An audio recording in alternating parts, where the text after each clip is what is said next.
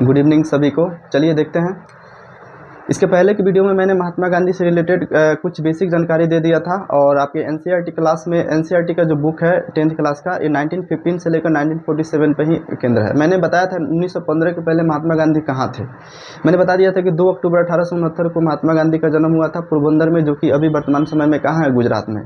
इनके पिता जो थे दीवान थे, माता थी पुतलीबाई और पत्नी का नाम था कस्तूरबा गांधी। इनका विवाह जो था बहुत ही जब ये बच्चे थे तभी इनका बाल विवाह के ये शिकार रहे थे। ठीक है। पढ़ने के लिए कहाँ गए, लंदन, बैरिस्ट्री की पढ़ाई किए। बाद में ये कहाँ गए, दक्षिण अफ्रीका गए। दादा अब्दुल्ला ने इनको निमंत्रण किया कि आइए दादा अब्दुल्ला, बोले कि आने के लिए वहाँ पे गए तो वहाँ की जो समस्या था उन समस्याओं को समझ कर उन्होंने सत्याग्रह मूवमेंट्स का शुरुआत किया और वो मूवमेंट्स कहाँ किए, दक्षिण अफ्रीका में किए थे। अब आप लोग कमेंट सेक्शन में आपको बताना है कि दक्षिण अफ्रीका में जो महात्मा गांधी सत्याग्रह मूवमेंट्स किए थे वो किस सन में किए थे। खैर आगे बढ़ते हैं। तो क्या होता है कि वहाँ पे सत्याग्रह मूवमेंट किए, वो अपना जीवन का कम से कम 21 साल जो मतलब फेज़ है वहीं पे दक्षिण अफ्रीका में बिताए। जब फर्स्ट वर्ल्ड वॉर का समय जब शुरुआत हो गया 1914 से आपका फर्स्ट वर्ल्ड का शुरुआत होता है। ठीक है। अब जब ये शुरुआत होता है तो महात्मा गांधी ने क्या किया, निर्णय लिया कि उस समय में निर्णय लिया कि चलो भाई, अफ्रीका में मैंने अपना बहुत सारा समय दे ही दिया है, अब मुझे अपने देश में चलना चाहिए। तो महात्मा गांधी दक्षिण अफ्रीका से 9 जनवरी 1915 को भारत में आए। 9 जनवरी को, प्रत्येक 9 जनवरी को भारत में प्रवासी दिवस के रूप में मनाया जाता है, क्योंकि इसी दिन महात्मा गांधी दक्षिण अफ्रीका से भारत में आए थे। इस बात को आप लोग याद रखिएगा। और दूसरा चीज़ ये याद रखना है कि महात्मा गांधी के जो राजनीतिक गुरु जो थे गोपाल कृष्ण गोखले थे। गोपाल कृष्ण गोखले कौन थे, महात्मा गांधी के राजनीतिक गुरु। हालांकि इनके आने के कुछ दिन के बाद, कुछ महीनों के, एक डेढ़ महीना के बाद जो गोपाल कृष्ण गोखले हैं इनके क्या हो गई, मृत्यु हो गई, जिनका शोक इनको बहुत ज़्यादा हुआ। तीसरा चीज़ का आपको याद रखना है कि जब महात्मा गांधी जब दक्षिण अफ्रीका से इंडिया में आए तो वो गुजरात गए। गुजरात में जाकर उन्होंने साबरमती आश्रम की स्थापना की। किस आश्रम की स्थापना, साबरमती की आश्रम की स्थापना। अभी महात्मा गांधी को सभी लोग नहीं जान रहे थे उतने, मतलब भारत में प्रसिद्धि इनको मिली नहीं थी, क्योंकि ये शुरुआती दौर का ही फेज था। अब होता क्या है कि अब देखते हैं समस्या क्या है। देखिए, मैंने भारत का ओवरऑल मैंने मैप बनाने की कोशिश किया है कि महात्मा गांधी कहाँ कहाँ सत्याग्रह मूवमेंट्स किए थे। आपको सत्याग्रह के बारे में पता है, सत्याग्रह क्या होता है, सत्य के लिए आग्रह करना। जब आपका कॉज, जब आप सही रास्ते पे है तो आप सत्य के लिए ही क्या है, खड़े हैं।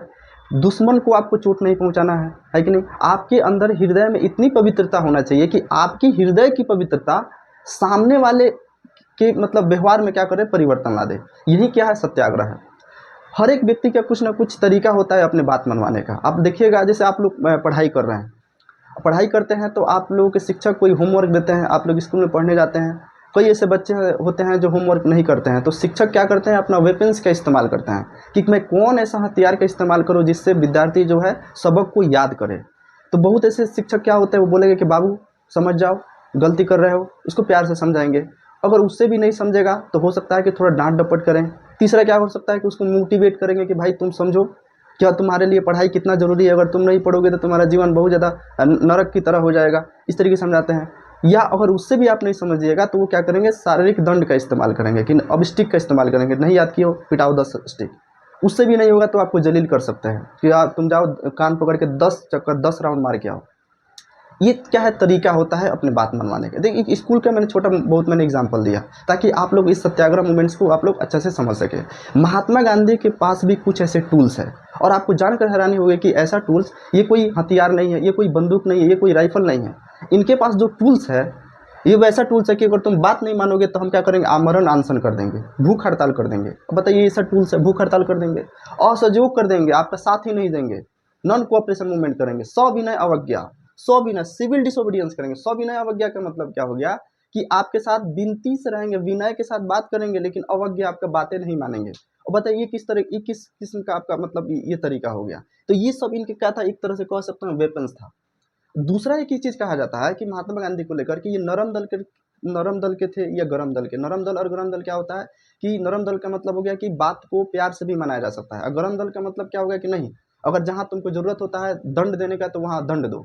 तो ये नरम दल और गरम दल हो गया। अब बात आता है महात्मा गांधी नरम दल के थे या गरम दल के। ऐसा कहा जाता है कि नहीं, ये महात्मा गांधी जो है नरम दल के नहीं, नरम दल और गरम दल के बीच, यानी कह सकते हैं कि इनका जो है मतलब इनका जो सिचुएशन है, गरम दल से कम और नरम दल से ज्यादा, ये बीच का सिचुएशन है कि नहीं। अब आगे क्या होता है मैंने तो समझा दिया आपको सत्याग्रह मूवमेंट्स के बारे में, थोड़ा और बेसिक तरीके से मैंने क्या किया, समझा दिया, ताकि आप लोग को इसको स्मूथली तरीके से आप समझ सके। अब देखिए भारत की समस्या देखिए, अब चूंकि फर्स्ट वर्ल्ड वार का फेज चल रहा है, मैंने बता दिया था कि फर्स्ट वर्ल्ड वार में क्या हो रहा था। फर्स्ट वर्ल्ड वार में जो अंग्रेज जो थे जबरदस्ती यहाँ से लोगों को क्या करते हैं, रिक्रूट करके ले जाके लड़वा रहे थे। प्राइस की कीमत क्या हो गया था, बढ़ गया था, जिससे और मतलब किसानों की समस्या थी। और देखिए क्या समस्या था इसमें, थर्ड समस्या इसमें क्या था कि जो मतलब कई तरह पे, जैसे अगर चंपारण की बात करेंगे तो चंपारण में क्या था, 3 कठिया प्रणाली थी। चंपारण कहाँ है, बिहार में। बिहार में अभी चंपारण दो वेस्ट चंपारण और ईस्ट चंपारण में बढ़ गया है। उस समय में पूरा चंपारण जिला था, और उस चंपारण जिला में जो था किसानों की स्थिति बहुत खराब थी। उनसे जबरदस्ती क्या किया जाता था, 3 कठिया प्रणाली। 3 कठिया प्रणाली क्या था कि अगर आपके पास 20 कट्ठा जमीन है तो 20 कट्ठा में आपको 3 कट्ठा जमीन पर नील की खेती करना है। ये कंपल्सरी है करना, पूरा कंपल्सरी। अगर नील की खेती नहीं करोगे तो समझ जाओ तुम्हारा खैर नहीं। यानी 3 कठिया प्रणाली ये था। अब ये अंग्रेजों ने किस लिए लाया था, अंग्रेज जो थे मतलब ये जो नील उस समय जो था, नील का जो क्रेज जो था मतलब इंटरनेशनल मार्केट में बहुत ज़्यादा हाई लेवल पे था। और जर्मनी ने क्या किया था, जर्मनी ने उस समय में सिंथेटिक नील बना लिया था। सिंथेटिक नील क्या होता है कि वो केमिकली करके क्या किया था, नील तैयार कर लिया था। अब बताइए वो जब केमिकली नील तैयार कर लिया तो जर्मनी का सिचुएशन और क्या हो गया, बढ़ने लगा। और आपको पता होना चाहिए कि जर्मनी और इंग्लैंड के बीच में पड़ता नहीं था। ये वर्ल्ड वार में इंग्लैंड एक तरफ है, जर्मनी एक तरफ है। जर्मनी एक्सिस पावर में है जबकि इंग्लैंड एलाइड पावर में है। अब ये जर्मनी के कंपटीशन को टैकल करने के लिए इंग्लैंड ने क्या किया, भारत में बोला कि नहीं भाई यहाँ से ज़्यादा से ज़्यादा नील की खेती क्या करो, कराओ, तभी हम लोग इंटरनेशनल मार्केट में क्या करेंगे, इस चीज़ को बराबरी कर सकते हैं। तो यहाँ पर 3 कठिया प्रणाली ला दिया गया। अब उस समय में सोचिए 1915 का बात है, उस समय में ना यूरिया पोटास डाई, आज देख रहे हैं कि हाँ खेत में पंपी सेट है, बहुत सारा आधुनिक पद्धति है खेती करने के लिए। उस समय में तो किसानों को मतलब नेचर पे डिपेंड रहना पड़ता था ना। उस समय में कोई खाद वगैरह सब उन्नत किस्म का कोई खाद वगैरह सब था ही नहीं। फसल के लिए उन लोगों को नेचर पे डिपेंड रहना पड़ता था। बड़ी मुश्किल से उन लोगों को तो 1 साल का खाना निकलता था। और उसमें इन्होंने क्या किया, जबरदस्ती कि भाई तुमको 3 कट्ठा में तुमको नील बोना ही है। अब हम कुछ नहीं जानते हैं, उससे भी किसानों को कोई दिक्कत नहीं था, किसानों को उससे भी कोई दिक्कत नहीं हुआ। देखिए दिक्कत तब हुआ, ये 3 कट्ठा जो नील का जो कीमत है उसका उनको उचित मुआवजा नहीं मिलता था। मतलब इन्होंने लागत लगा दिया 100 रुपया, अंग्रेज उसका दे रहा 80 रुपया। अब बताइए 20 रुपया तो इन लोगों का तो नुकसान ही हो रहा है। ये दिक्कत होने लगा। दूसरा क्या दिक्कत था, दूसरा दिक्कत ये था नील की खेती से। नील की खेती से क्या होता है ना, जो जमीन की जो फर्टिलिटी रेट होता है ना, यानी उर्वरक शक्ति, वो क्या हो जाता है, कम हो जाता है। फिर दोबारा उस पर कोई दूसरा फसल अगर बोएंगे तो फिर अच्छा से नहीं हो पाएगा। तो ये सारी समस्या थी। अब होता क्या है कि इन चीज़ों को मतलब बिहार में एक किसान था जिसका नाम था राजकुमार शुक्ल, और एक दूसरे व्यक्ति थे संत राउत। याद रखिएगा बिहार में चंपारण में ही थे राजकुमार शुक्ल और संत राउत थे।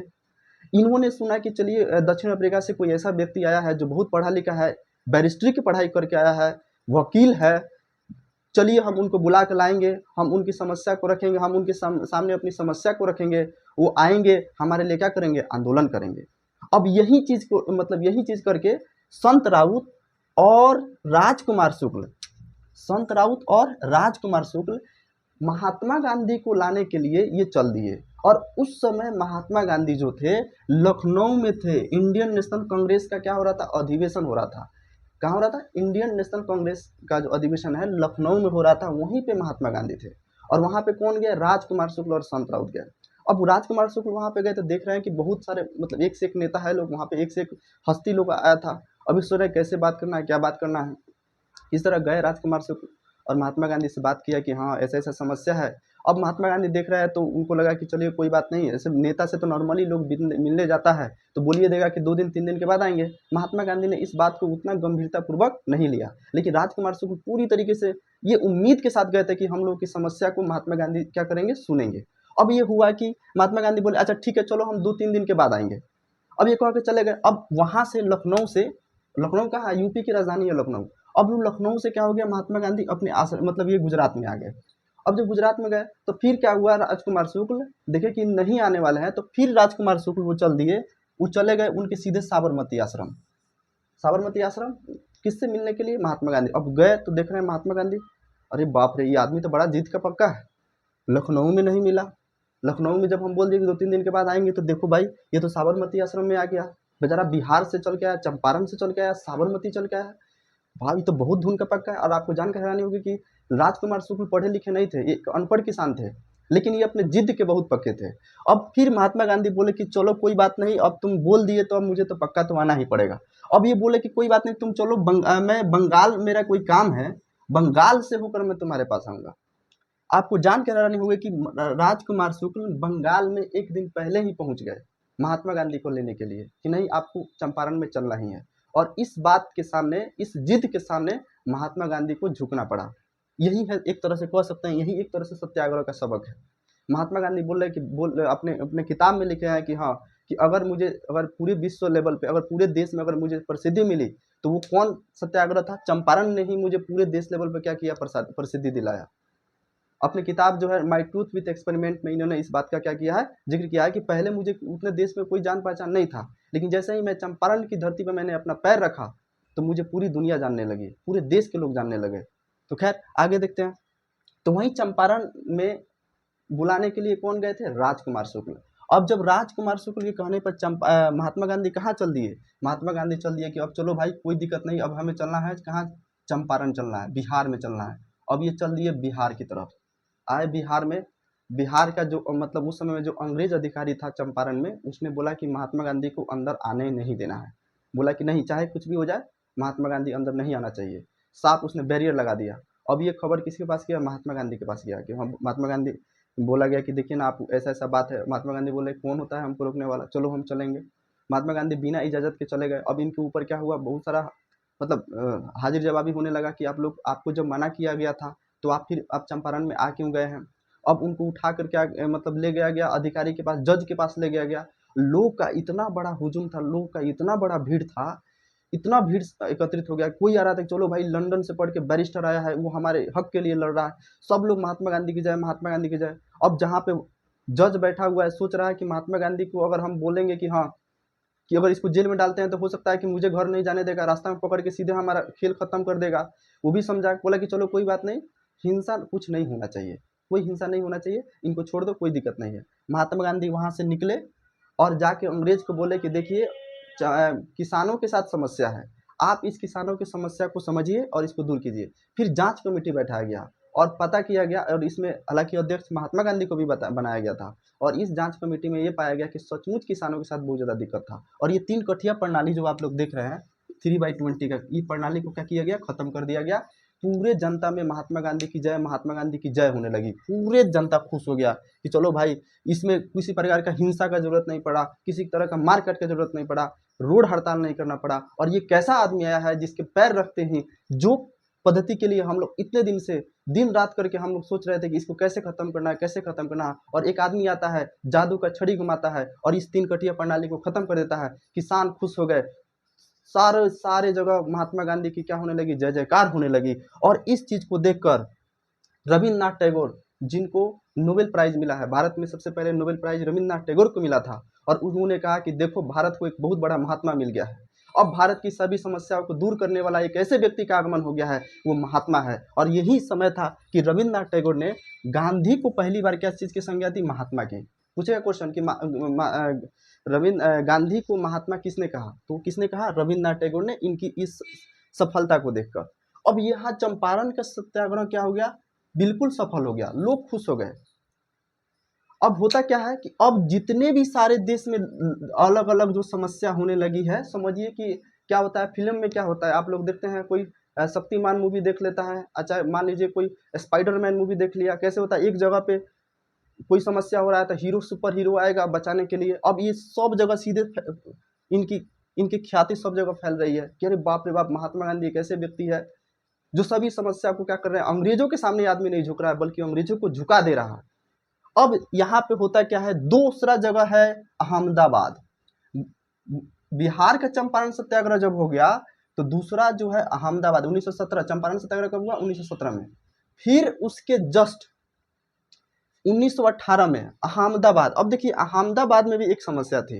अहमदाबाद में क्या समस्या थी, अहमदाबाद में समस्या थी, मजदूरों की समस्या थी। देखिए चंपारण में किसकी समस्या थी, किसानों की समस्या थी, तो अहमदाबाद में मजदूरों की समस्या। यहाँ पे मजदूर, एक मिल था, समझिए कि अहमदाबाद जो मिल था ना, तो यहाँ जो अहमदाबाद में था एक बीमारी फैल गई थी, और उस बीमारी का नाम है प्लेग।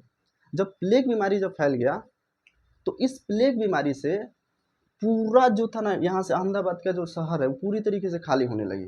तो कंपनी हैरान, मतलब कंपनी थोड़ा परेशान हो गया कि भाई अब करे तो क्या करे, अब पूरा मजदूर चला जाएगा तो फिर तो काम तो पूरा ठप हो जाएगा, काम तो होगा ही नहीं, काम तो कराना है। तो उन्होंने क्या किया, मजदूरों को लालच दिया, एक काम करो तुम मत जाओ घर पे, बीमारी फैला तो क्या हुआ, तुम यहाँ पे काम करो, जब तुम काम करोगे तो इस बार हम तुम लोगों को बोनस देंगे, यानी समझो कि तुम्हारे सैलरी हम डबल करके देंगे।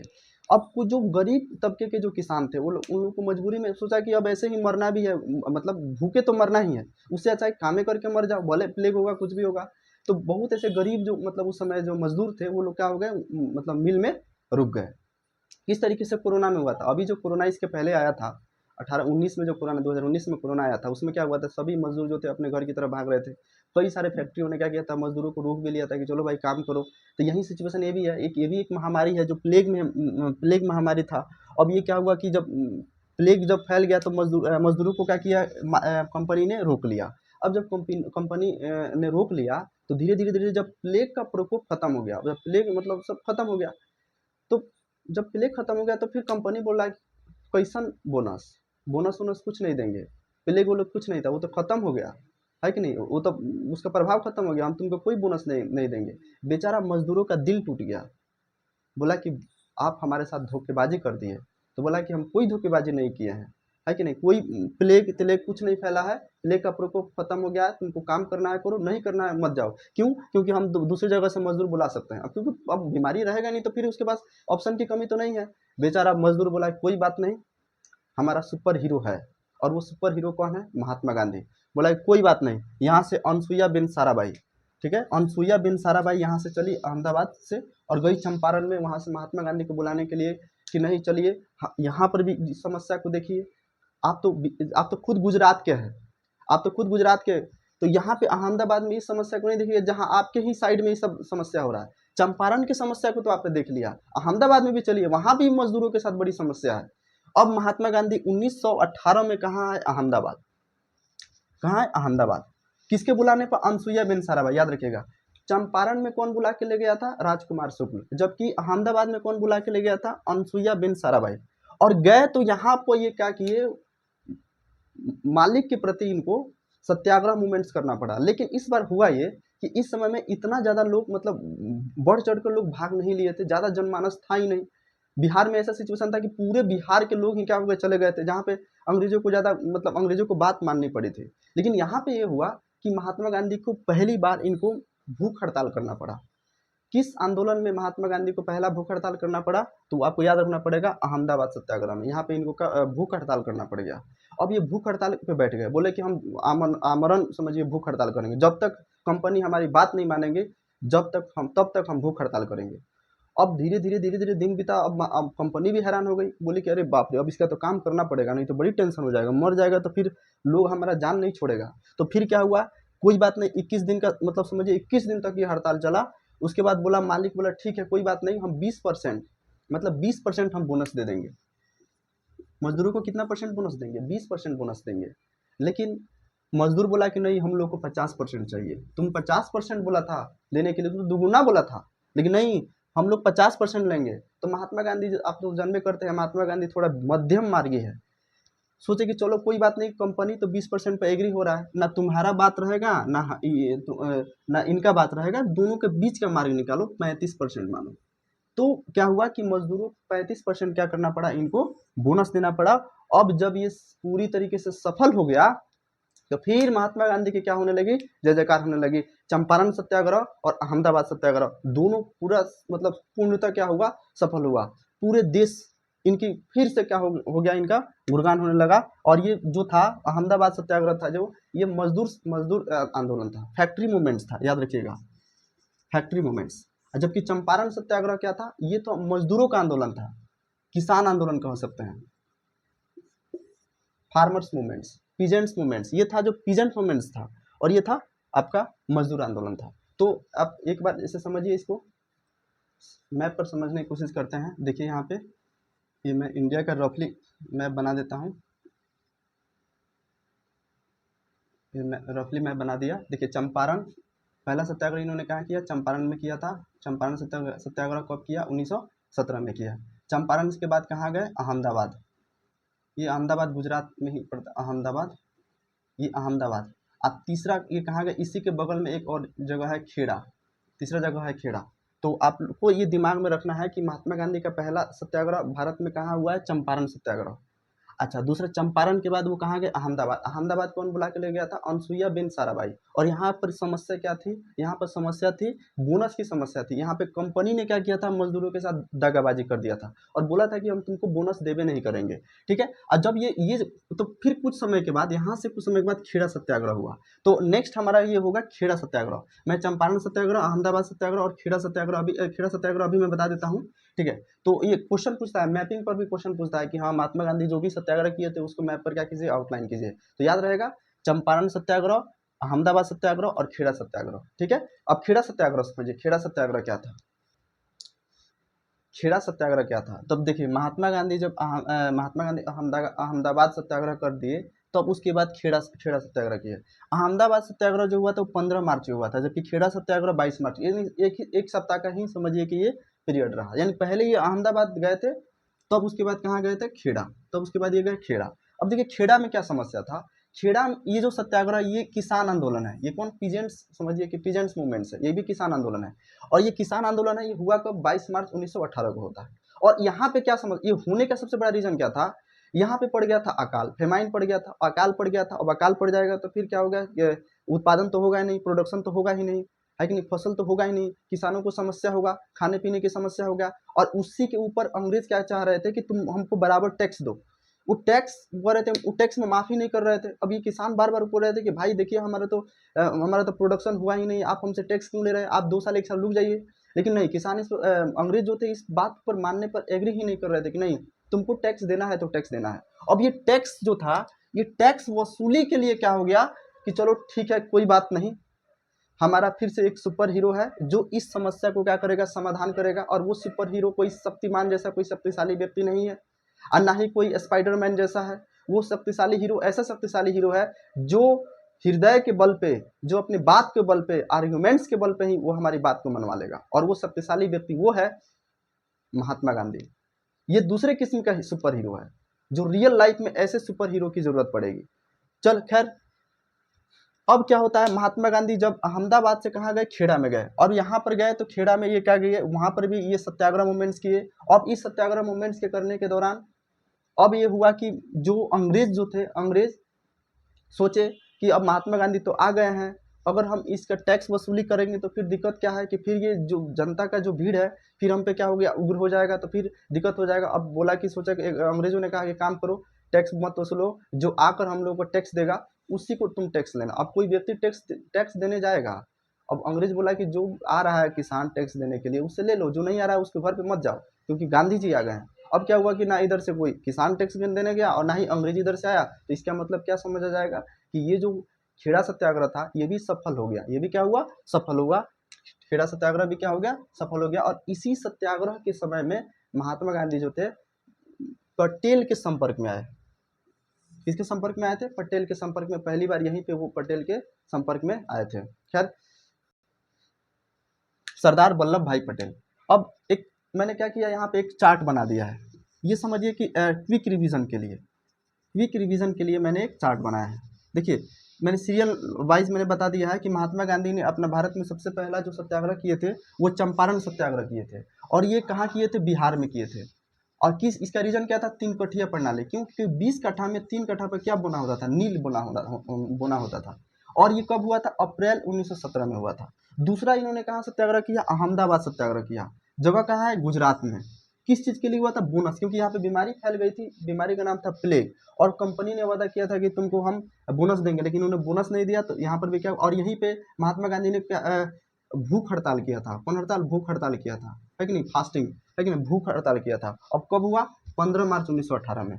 तीसरा कहाँ किए, खेड़ा में किए। ये भी कहाँ है, गुजरात में। क्यों, क्योंकि ये जो टैक्स वसूली के लिए किए थे, क्योंकि इनसे जबरदस्ती टैक्स वसूल किया जा रहा था। और ये तीनों में क्या हुआ, महात्मा गांधी की सफलता मिल गई। ये 22 मार्च 1918 को हुआ था। तो आप लोग ध्यान में रखिएगा, इसको मैप पर याद रखिएगा, मैप पर याद रखिएगा तो आसानी से क्या होगा, ये याद हो जाएगा। एक सेकंड मैं बोर्ड को इरेज करता हूँ।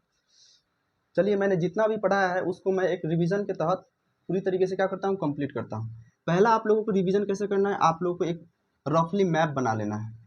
क्या बना लेंगे? एक रफली मैप बना लेंगे रिवीजन के लिए, ताकि आप इसको लंबे समय तक याद कर सके। चलिए, भारत का मैंने मैप बना लिया है। खैर उतना अच्छा तो नहीं बना है। खैर देखिए, अब मैंने क्या बताया कि 9 जनवरी 1915 को अफ्रीका से महात्मा गांधी भारत में आए, जिनके उनके आने पर भारतीय प्रवासी दिवस के रूप में मनाया जाता है। ये आते ही उन्होंने साबरमती आश्रम की क्या की? स्थापना की। इनके राजनीतिक गुरु का नाम था गोपाल कृष्ण गोखले, है कि नहीं? अच्छा, उसके बाद क्या हुआ कि इनको मतलब चंपारण की जो समस्या थी, ये तीन कठिया प्रणाली था। तीन कठिया प्रणाली का मतलब क्या था कि 20 कट्ठा में 3 कट्ठा नील की बुआई करना क्या था? कंपल्सरी था। जिससे मतलब परेशान होकर राजकुमार शुक्ल नाम के जो मतलब किसान जो थे, वो अनपढ़ थे, वो महात्मा गांधी के को बुलाने के लिए चल दिए, और उनकी मतलब समर्पण को देखकर उनको कहाँ आना पड़ा? महात्मा गांधी को चंपारण आना पड़ा। और ये चंपारण कहाँ है? बिहार में है। ये रफली मैं बता रहा हूँ, ये चंपारण चंपारण ये कब आए? अप्रैल 1917 में।